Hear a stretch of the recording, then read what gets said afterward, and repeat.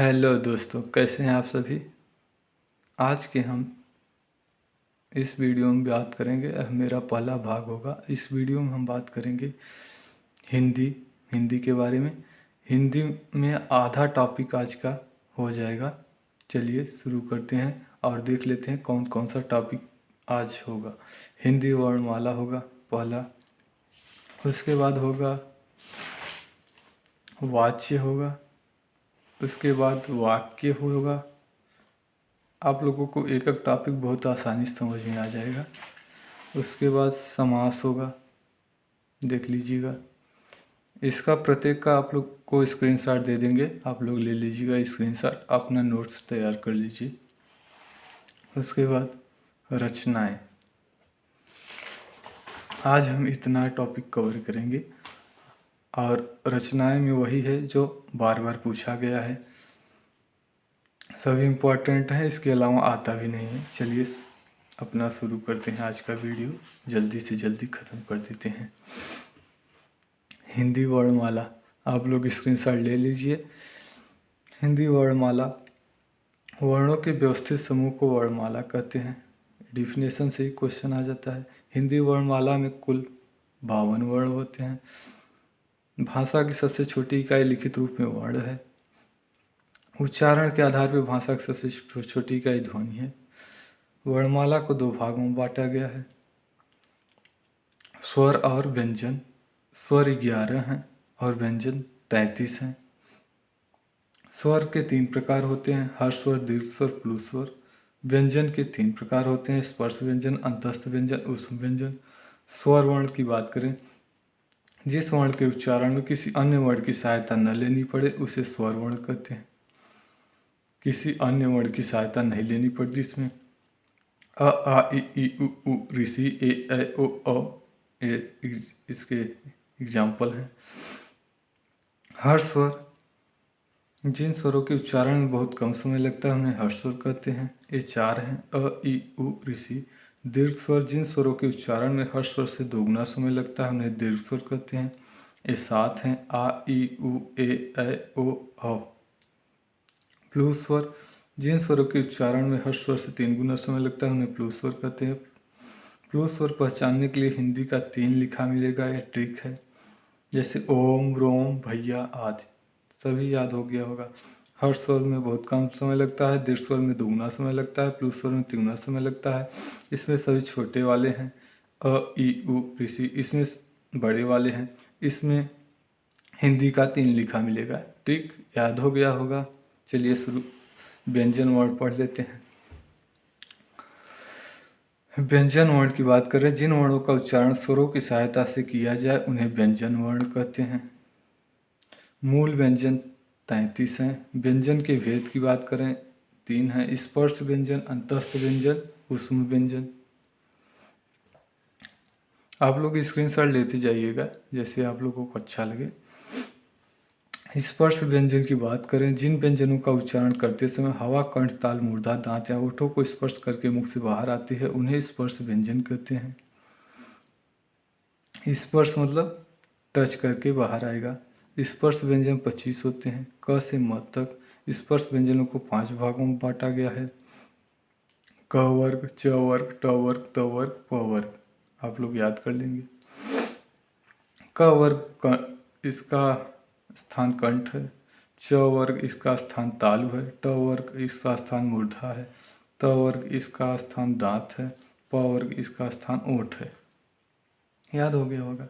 क से म तक 25 हैं, आप लोग 5 इधर 5 इधर 25। अंतस्थ व्यंजन, जिन व्यंजनों का उच्चारण स्वरों और व्यंजनों के मध्य होता है, ये 4 हैं, य र ल व। ऊष्म व्यंजन, जिन व्यंजनों का उच्चारण करते समय हवा मुख से टकराकर गर्मी पैदा करती है, ये भी 4 हैं, स ख स ह। अयोग वाह की बात करें, बार बार एग्जाम में पूछा गया है, आप लोग इसका स्क्रीनशॉट ले लीजिएगा। अयोग वाह,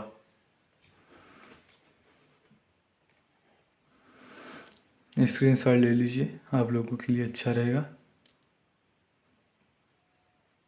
सब दिख रहा है।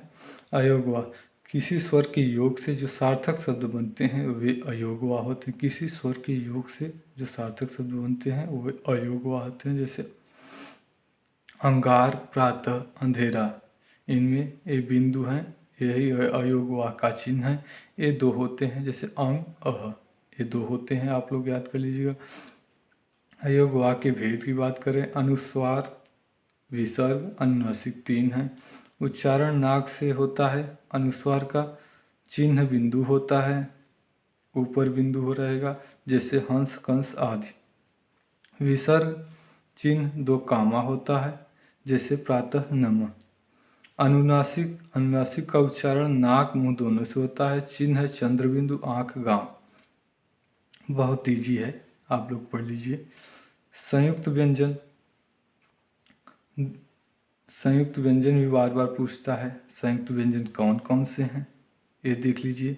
संयुक्त व्यंजन आप बहुत आता है एग्जाम में। दो अलग अलग व्यंजनों के योग से बने व्यंजनों को संयुक्त कहते हैं।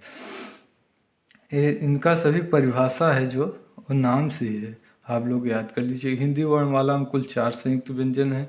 जैसे क ख को मिलकर छ बनता है, त र को मिलकर त्र बनता है, ज अ को मिलकर झ बनता है, स प्लस र को मिलकर स्र बनता है। संयुक्त व्यंजन 4 हैं। ये बहुत बार बार पूछा गया, कौन सा है कौन सा नहीं है, ऐसे करके एग्जाम में पूछता है। चलिए, अल्प प्राण व्यंजन एवं महाप्राण व्यंजन, ये भी बहुत बार पूछता भी। सभी इम्पोर्टेंट हैं जो बार बार एग्जाम पूछे जाते हैं, वही हम आपको बता रहे हैं। इसके अलावा आप कुछ मत पढ़िएगा। भाग 1 देख लीजिएगा, भाग 2 देख लीजिएगा, आपका हिंदी कंप्लीट हो जाएगा। अल्प प्राण व्यंजन एवं महाप्राण व्यंजन। अल्प प्राण उच्चारण के आधार पर व्यंजनों को 2 भागों में बांटा गया है। उच्चारण के आधार पर अल्प प्राण कम हवा से उच्चारित ध्वनि को कहते हैं, महाप्राण ज़्यादा हवा से उच्चारित ध्वनि को कहते हैं। मतलब जो जो इम्पॉर्टेंट है वही हम लिखे हैं। इसमें ज़्यादातर हम बकवास को हटाकर, क्योंकि हम भी पढ़ने वाले हैं, इसीलिए इसको इजी वे में समझ रहे हैं। अल्प प्राण, अल्प प्राण किसको कहते हैं? क ग अंग को क वर्ग में पहले, तीसरे और पांचवें को ना, पहले, तीसरे और पांचवें को अल्प प्राण कहते हैं। क वर्ग, च वर्ग, ट वर्ग, त वर्ग, प वर्ग, य वर्ग में सब देख लीजिएगा। महाप्राण में वही बीच वाले दूसरे नंबर और चौथा नंबर, ख घ छ झ ठ ढ थ न थ ध प फ देख लीजिएगा।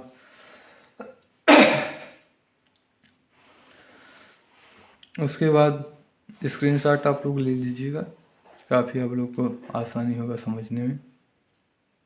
ले लिए? चलिए शुरू करते हैं। फिर अपना अघोष व्यंजन एवं घोष व्यंजन की बात करते हैं।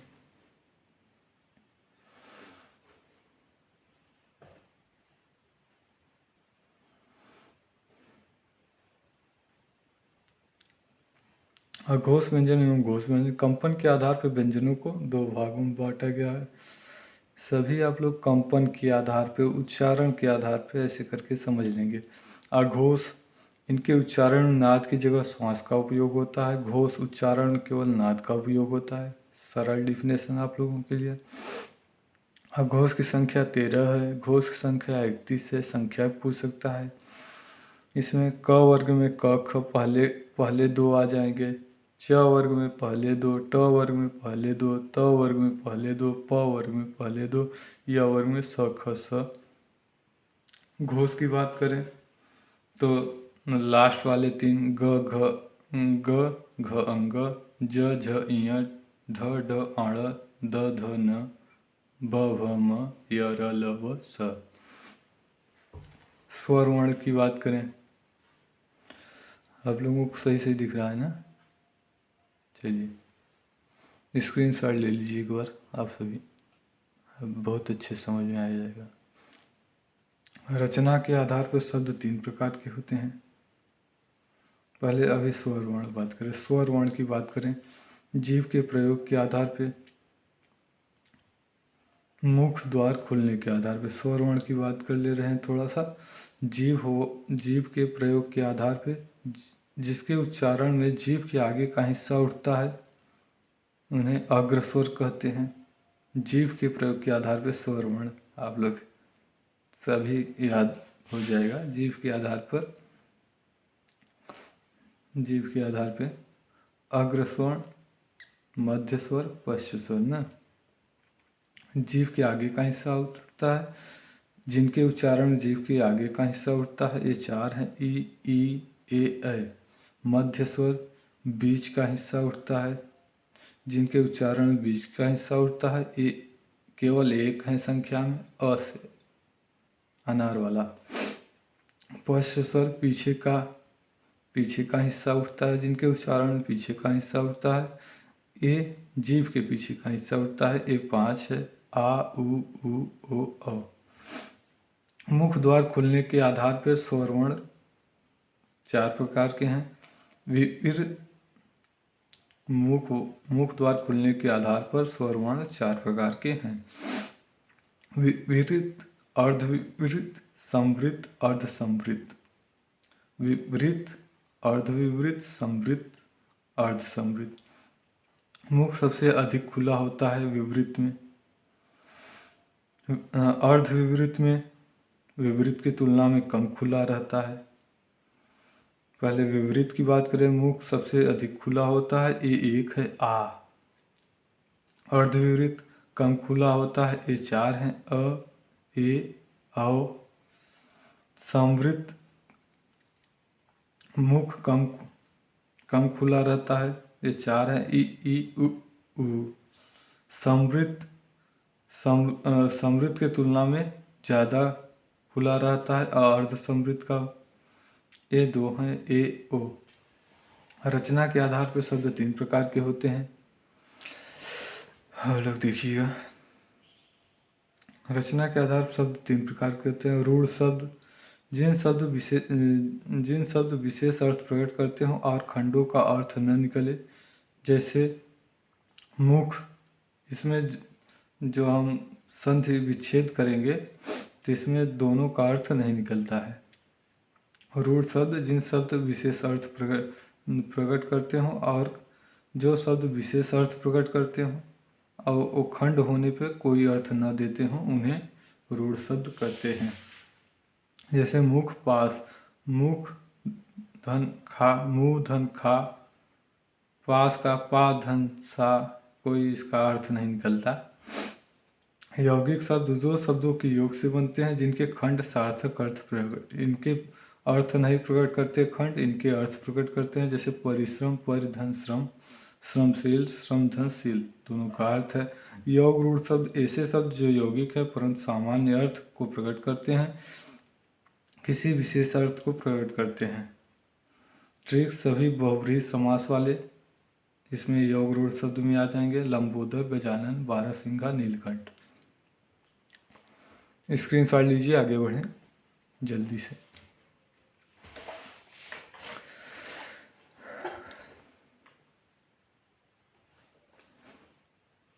चलिए स्क्रीनशॉट ले लीजिएगा। पहले ही हम लोग वाच्य की बात कर रहे हैं। दूसरा टॉपिक, क्रिया के उस परिवर्तन को वाच्य कहते हैं जिसके द्वारा इस बात का बोध होता है कि वाक्य के अंतर्गत कर्ता, कर्म या भाव में किसकी प्रधानता है। क्रिया के उस परिवर्तन को वाक्य कहते हैं जिसके द्वारा इस बात का बोध होता है, हमें पता चलता है कि इस अंतर्गत कर्ता, कर्म या भाव में किसकी प्रधानता है ना। वाच्य तीन प्रकार के होते हैं, कृतवाच्य, कर्मवाच्य, भाववाच्य। कृतवाच्य, जिस वाक्य में कर्ता की प्रधानता हो उसे कृतवाच्य कहते हैं। जैसे मोहन पुस्तक पढ़ता है, इसमें कृतवाच्य में कर्ता मोहन है, इसमें सरस है, कर्ता की प्रधानता है। इसमें मोहन पुस्तक पढ़ता है तो मोहन की पुस्तक पढ़ता है, कर्ता मोहन है, इसमें प्रधानता है, इसमें कर्ता की प्रधानता रहेगा। कर्मवाच्य की बात करें जिस वाक्य में कर्म की प्रधानता होता है उसे कर्मवाच्य कहते हैं। जैसे रोगी को दवा दी गई, उससे पुस्तक पढ़ी गई, कर्मवाच्य की प्रधानता है।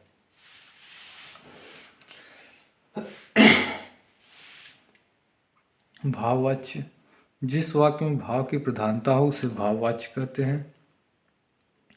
मुझसे खाया नहीं जाता, राम से उठा नहीं जाता, इन वाक्यों में नहीं आता है। भाववाच्य पूछेगा तो इसमें नहीं आता है। मुझसे खाया नहीं जाता, राम से उठा नहीं जाता, उससे खेला नहीं जाता, इन प्रकार के वाक्य आते हैं, ये भाववाच्य होते हैं। जैसे अब हम कृतवाच्य से कर्मवाच्य में बदलेंगे। दे देता है क्वेश्चन, कौन सा कृतवाच्य से कर्मवाच्य में बदला गया, वो वाक्य सही है। राकेश पुस्तक पढ़ रहा है, राकेश के द्वारा पुस्तक पढ़ी जा रही है।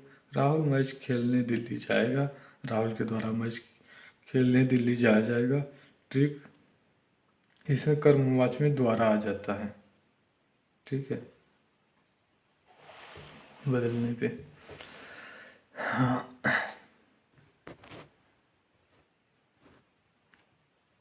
चलिए आप लोग स्क्रीनशॉट ले लीजिएगा। वाक्य हम लोग पढ़ रहे हैं, बहुत छोटे छोटे शब्दों में आसानी से समझ में आने वाला सब लेक्चर है। शब्दों के सार्थक समूह को वाक्य कहते हैं। जैसे राम स्कूल जाता है, अर्थ के आधार पर वाक्य 8 प्रकार के होते हैं। विधानवाचक वाक्य, अफर्मेटिव सेंटेंस, जिस वाक्य में किसी काम के करने का बोध होता है उसे विधानवाचक कहते हैं। जैसे रमा खेल रही है। निषेधवाचक, नेगेटिव सेंटेंस, जिस वाक्य क्रिया न करने का या होने का बोध होता है।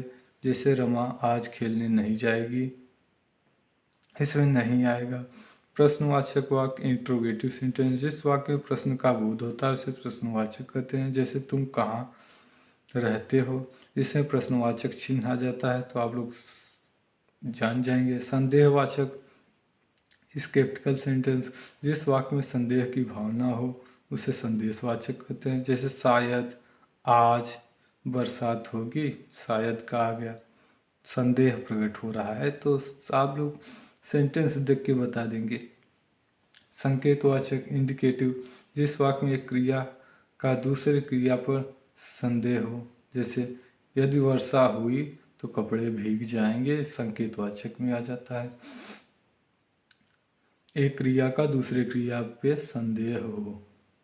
इच्छावाचक, ऑप्टेटिव सेंटेंस, जिस वाक्य में इच्छा, शुभकामना, आशीर्वाद, आशा आदि प्रकट हो। जैसे ईश्वर करे आप सुखी रहें, इच्छावाचक हो गया। आज्ञावाचक, इंपरेटिव सेंटेंस, जिस वाक्य में आज्ञा, उपदेश, आदेश, अनुमति या प्रार्थना प्रकट हो। जैसे कृपया शोर न करें, आज्ञावाचक हो गया।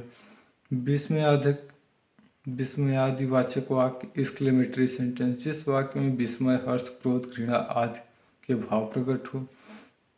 जैसे वाह कितना सुंदर दृश्य है। जैसे प्रश्नवाचक वाक्य में प्रश्नवाचक चिन्ह लगा रहता है, वैसे विस्मयादिबोधक में विस्मयादिबोधक चिन्ह लगा रहता है। रचना के आधार पर वाक्य के 3 भेद होते हैं। सरल वाक्य, जिस वाक्य में एक क्रिया और एक कर्ता हो। जैसे सरस खेलता है, मोहन गाता है, अंकित स्कूल जाता है, एक कर्ता है, इसमें एक क्रिया और एक कर्ता। सरल वाक्य। संयुक्त वाक्य, जिस वाक्य में 2 या 2 से अधिक उपवाक्य मिले हो। ट्रिक, इसमें और, एवं, तथा, अथवा, इसलिए, अतः, किंतु, परंतु, लेकिन, पर आदि आएगा। जैसे वह परिश्रम किया लेकिन किंतु सफलता नहीं मिली। मिश्र वाक्य की बात करें, जिस वाक्य में 1 से अधिक वाक्य मिले हो, एक प्रधान उपवाक्य हो, शेष आश्रित वाक्य हो। इसमें आएगा सेंटेंस के अंदर कि, जो, क्योंकि, जितना, उतना, जैसे, यद्यप। एग्जाम्पल के हिसाब से मेरा विश्वास है कि भारत जीतेगा, मिश्र वाक्य हो गया। चलिए समास की बात करें हम। समास को संक्षिप्तीकरण भी कहते हैं। दो या दो से अधिक शब्दों का परस्पर संबंध बताने वाले को समास कहते हैं। समास के 6 भेद होते हैं। द्वंद्व समास, द्विगु समास, तत्पुरुष, कर्मधारय, अव्ययी भाव, बहुब्रीहि समास। द्वंद्व समास की बात करें, जिस समास में पूर्व पद उत्तर पद दोनों ही प्रधान होते हैं उसे द्वंद्व समास कहते हैं। द्वंद्व समास आएगा तो इसका ट्रिक है कि इसमें योजक चिन्ह के साथ विपरीत होना चाहिए। जैसे रात दिन, माता पिता, गाय भैंस, पशु पक्षी, इस प्रकार से विपरीत वर्ड होंगे और योजक चिन्ह होगा। द्विगु समास, जिस समास में पूर्व संख्यावाचक हो द्विगु समास कहलाता है। जैसे पहला पद संख्यावाचक, जैसे नवरथ, नव, त्रिभुवन, तीन भुवन, नवरात्रि, नवरात्रि, ये सब एग्जाम्पल हैं। आप लोग समझ गए होंगे जिस समास में पूर्व पद संख्यावाचक हो।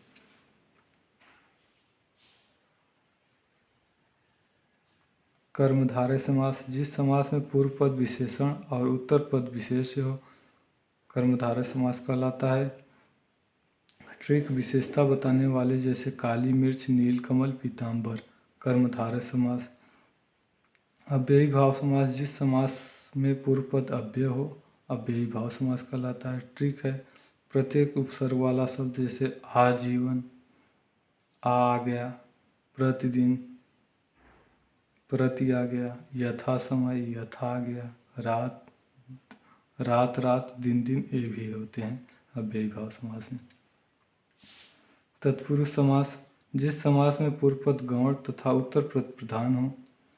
ये 6 प्रकार के हैं। कर्म, कर्म, करण, संप्रदान, अपादान, संबंध, अधिकरण, ये 6 प्रकार के होते हैं।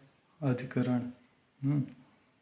तत्पुरुष, कर्म तत्पुरुष, करण तत्पुरुष, संप्रदान तत्पुरुष, अपादान तत्पुरुष, संबंध तत्पुरुष, अधिकरण तत्पुरुष। जैसे कर्म तत्पुरुष में मतदान, मत को देने वाला, कर्म को आ जाएगा ना। संप्रदान में जैसे आ गया सत्याग्रह, सत्य के लिए, संप्रदान के लिए होता है तो के लिए आ जाएगा, सत्य के लिए आग्रह। इसका संधि करने पे, विच्छेद करने पे वो अर्थ पता चल जाता है। बहुब्रीहि समास, जिस समास में दोनों पदों के माध्यम से तीसरे अर्थ का बोध होता है। जैसे नीलकमठ, नीला है कंठ, जिसका अर्थात शिव। दोनों पदों के माध्यम से तीसरा पता चल रहा है, तीसरे अर्थ। दशानन, दस है आनंद, जिसके अर्थात रावण। लंबोदर, लंबा है उदर, जिसका अर्थात गणेश जी। चलिए अपना शुरू करते हैं। नेक्स्ट रचनाएं।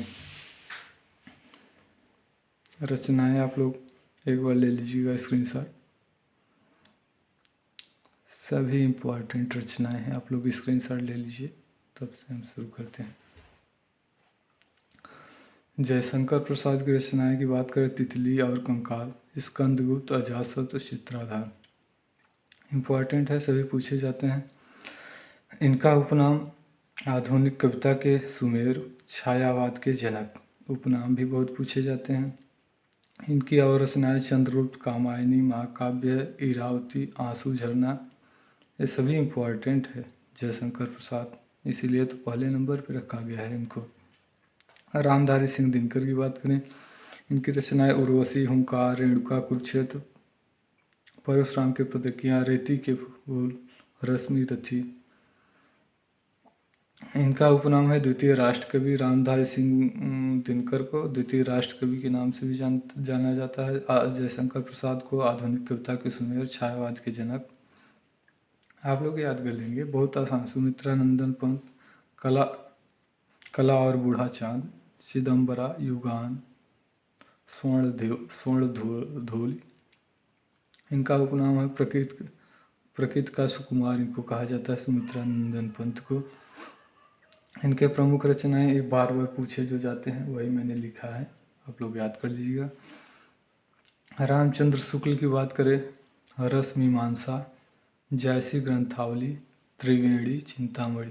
इनका उपनाम भी पूछ लेता है, मुनिमार के हिमायती, इनका नाम उपनाम कहा जाता है। रामचंद्र शुक्ला का उपनाम मुनिमार के हिमायती। सूर्यकांत निराला की बात करें तो इनके जो रचनाएं हैं वो बार बार एग्जाम में आते हैं। आप लोग सभी रचनाएं याद एक नज़र से देख लीजिएगा। नए पत्ते, आराधना, जूही की कली, सरोज स्मृति, अनामिका, परिमेल, कुकुरमुत्ता, राम की शक्ति पूजा, सभी इम्पोर्टेंट है, आप लोग याद कर लीजिए। उपनाम इनका है, हिंदी का महाप्राण इनको कहा जाता है। सूर्यकांत का निराला को क्रांतिकारी कवि कहा जाता है। भारतेंदु हरिश्चंद्र, हरिश्चंद्र का रचनाएं भारत दुर्दशा, अंधेर नगरी, प्रेम माधुरी, गीत गोविंदानंद। उपनाम हिंदी नवजागरण का अग्रदूत, हिंदी नवजागरण का अग्रदूत हरिश्चंद्र को कहा जाता था। धर्मवीर भारती, सूरज का सातवां घोड़ा, गुनाहों का देवता, अंधा युग, ठेले पर हिमालय, सभी इम्पोर्टेंट है, बार बार पूछा जाता है। धर्मवीर भारती आप लोग याद कर लीजिए। महादेवी वर्मा की बात करें तो हम महादेवी वर्मा तो इनका है नीरजा, रश्मि, मेरा परिवार, यामा, सांख्य गीत, दीपशिखा, अतीत के चलचित्र, निहार। इनका उपनाम महादेवी वर्मा का आधुनिक युग की मीरा, बार बार पूछा जाता है भाइयों, इसको याद करिए। आधुनिक युग की मीरा महादेवी वर्मा को और इनकी रचनाएं। मुंशी प्रेमचंद, रंगभूमि, मानसरोवर, प्रतिज्ञा, नमक का दरोगा, गोदान, निर्मला, कफन, करबला, सेवा सदन, मंगलसूत्र। ये अभी मंगलसूत्र जो है रचना अभी अधूरा है, ये भी पूछ लेता है मंगलसूत्र, ये बार बार पूछा जाता है। इनका उपनाम उपन्यास के जनक या अग्रदूत, मुंशी प्रेमचंद को, प्रेमचंद जी को उपन्यास के जगत जनक या अग्रदूत भी कहते हैं। चलिए भी और हैं, रसखान, रसखान, प्रेम वाटिका, सुजान रसखान, इनकी रचनाएं प्रमुख यही हैं, प्रेम वाटिका, सुजान रसखान। सुभद्रा कुमारी चौहान की बात करें, झांसी की रानी, खूब लड़ी मर्दानी वाली, ये इम्पोर्टेंट है। सुभद्रा कुमारी चौहान की झांसी की रानी, मुकुल त्रिधारा, बिखरे मोती। अयोध्या सिंह उपाध्याय की बात करें, अचकीला फूल, प्रियवास, रस कलश, वैदेही, वनवास। इनका उपनाम कवि सम्राट के नाम से जाना जाता है, हरिऔध के नाम से जाना जाता है अयोध्या सिंह उपाध्याय को। मलिक मोहम्मद जायसी की प्रमुख रचनाएं पद्मावत, अखरावट, कहरारनामा, आखिरी कलाम, ये प्रमुख रचनाएं हैं, आप लोग याद कर लीजिए। सूरदास, सूरसागर, सूर पच्चीसी, सूर सरावली, साहित्य लहरी, सूर लगा है, सूरदास जी हैं, सूरदास जी हैं। इनका उपनाम वात्सल्य रस का सम्राट, भावाधिपति, अष्टछाप का जहाज, इनका उपनाम है, याद करिए। हरिवंश राय बच्चन, मधुशाला, मधुकलश, निशा निमंत्रण, क्या भूलूं क्या याद करूं, इनके रचनाएं हैं। उपनाम हालावादी कवि है। मैथिली शरण गुप्त, भारत भारती, साकेत, जयद्रथवध, यशोधरा। मैथिली शरण गुप्त, उपनाम प्रथम राष्ट्र कवि इनको कहा जाता है, मैथिली शरण गुप्त को। तुलसीदास, बार बार पूछे जाने वाला, विनय पत्रिका, दोहावली, हनुमान बाहु, पार्वती मंगल, रामचरितमानस।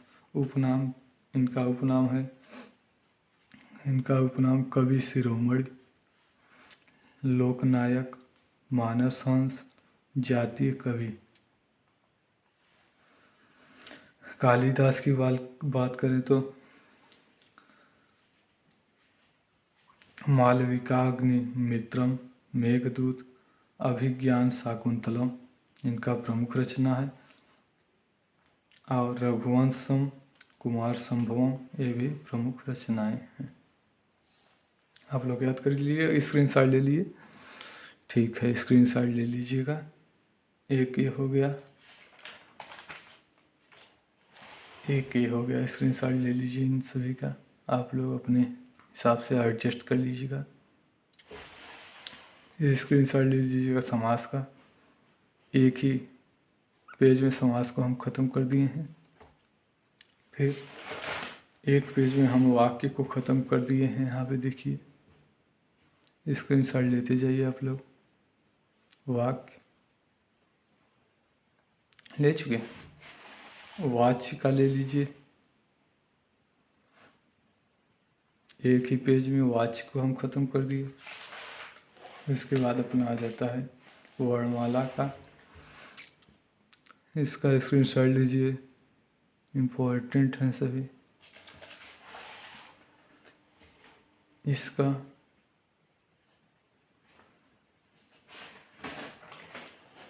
इसका ले लीजिए।